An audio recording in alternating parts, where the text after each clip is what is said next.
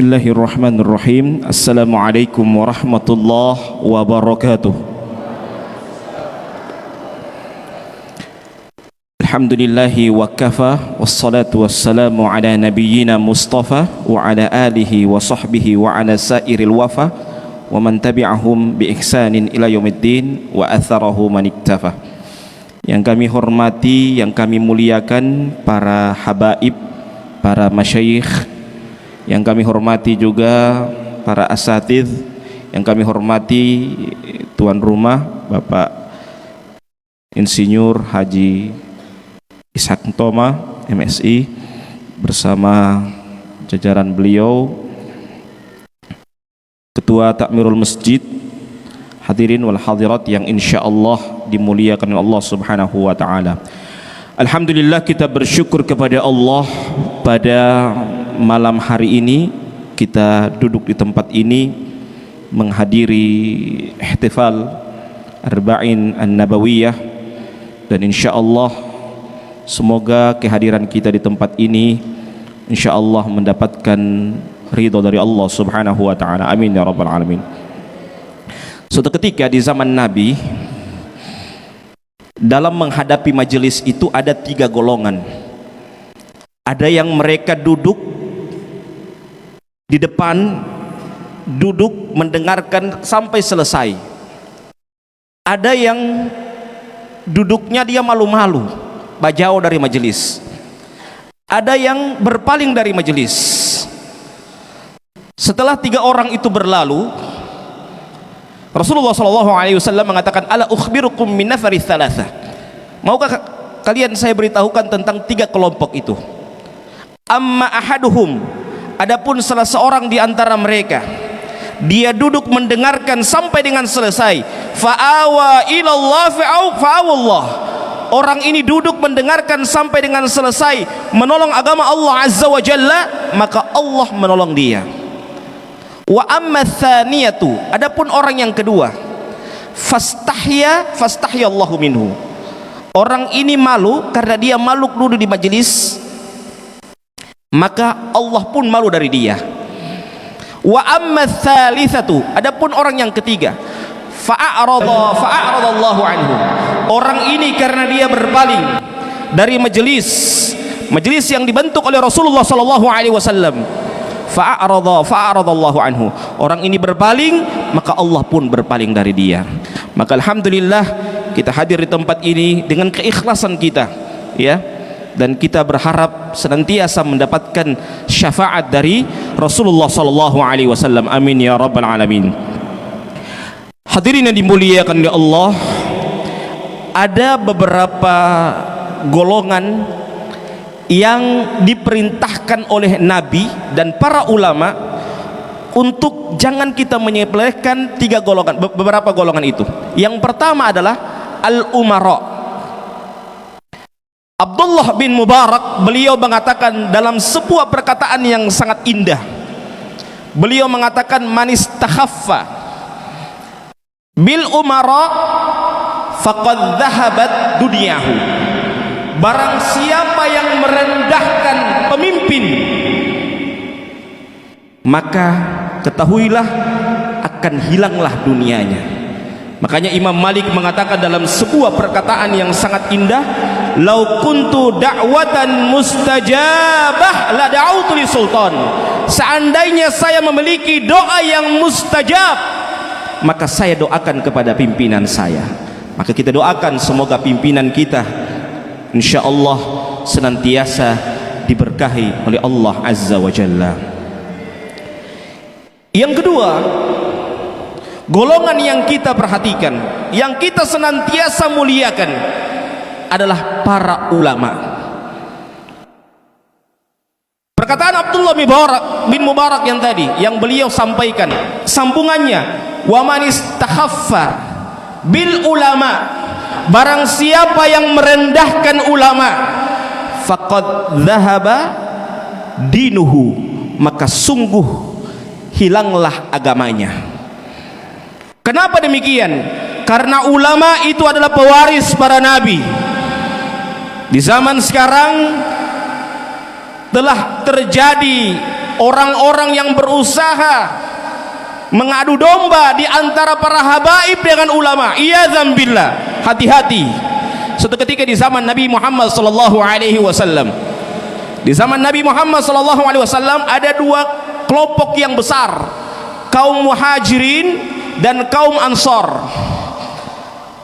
Dua kelompok ini saling berbangga dengan kelompoknya.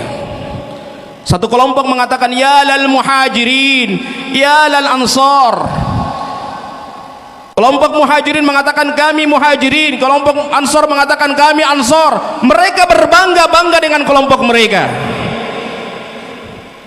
Apa kata Rasulullah sallallahu alaihi wasallam? Abi da'wah jahiliyah wa ana baina adhurikum. Apakah seruan-seruan jahiliyah sementara saya berada di antara kalian? Apa kata Rasulullah sallallahu alaihi wasallam? Utrukha fa innaha mumtinah. Tinggalkanlah seruan-seruan itu, karena sesungguhnya itulah sebuah perkara yang tercela. Maka hati-hati, jangan kita mudah terprovokasi dengan seruan-seruan itu, memprovokasi antara ulama dengan habaib. Karena sekali lagi, sebagaimana yang saya sampaikan, bahwa pewaris para nabi itu ada tiga. Yang pertama adalah pewaris dari sisi jasad, yaitu pewaris dari para habaib. Yang kedua, pewaris dari sisi nisbi, yaitu para ulama, di mana mereka mewariskan ilmu yang kata Rasulullah sallallahu alaihi wasallam, innal ulama warathatul anbiya wa innal anbiya lam yuwarrithu dinaran wala dirhama walakin warathul ilma faman akhadahu akhadha bihadzin wafir. Kata Rasulullah sallallahu alaihi wasallam, sesungguhnya ulama, innal ulama warathatul anbiya, sesungguhnya ulama itu pewaris para nabi.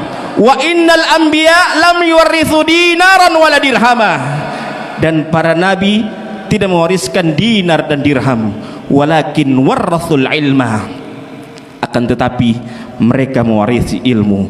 Faman akhadahu akhadha bihadzin wafir, maka barang siapa mengambil ilmu tersebut, maka dia telah mengambil bagian yang sangat besar. Dan yang ketiga adalah pewaris dari sisi ruhi. Pewaris dari sisi ruhi adalah para wali-wali Allah Azza wa Jalla. Maka hati-hati kita mencela para habaib, hati-hati kita mencela para ulama. Jangan sampai kita mencela pewaris para nabi dari sisi ruhi. Hadirin yang dimuliakan Allah Subhanahu wa taala, yang terakhir yang kita perhatikan adalah orang tua kita. Kalau siapa orang tua masih hidup, perhatikan baik-baik, terutama para lelaki. Kadangkala lelaki kalau sudah menikah, dia lupa kepada kedua orang tuanya. Seketika di zaman Rasulullah, di zaman Abdullah bin Umar, ada seorang sahabat yang bertanya kepada Abdullah bin Umar, wahai Abdullah bin Umar, bolehkah saya menggendong orang tua saya dari Yaman? Bukan dari Paguyaman ya, dari Yaman ya, dari Yaman menuju Ka'bah dan tawaf 7 kali ya. Bayangkan dari Yaman sampai ke Mekah dia tawaf 7 kali. Apakah dengan saya menggendong orang tua saya dari Yaman sampai ke Ka'bah itu tawaf 7 kali, apakah telah membalas jasa kedua orang tua, jasa ibu saya? Apa kata Rasulullah sallallahu alaihi wasallam?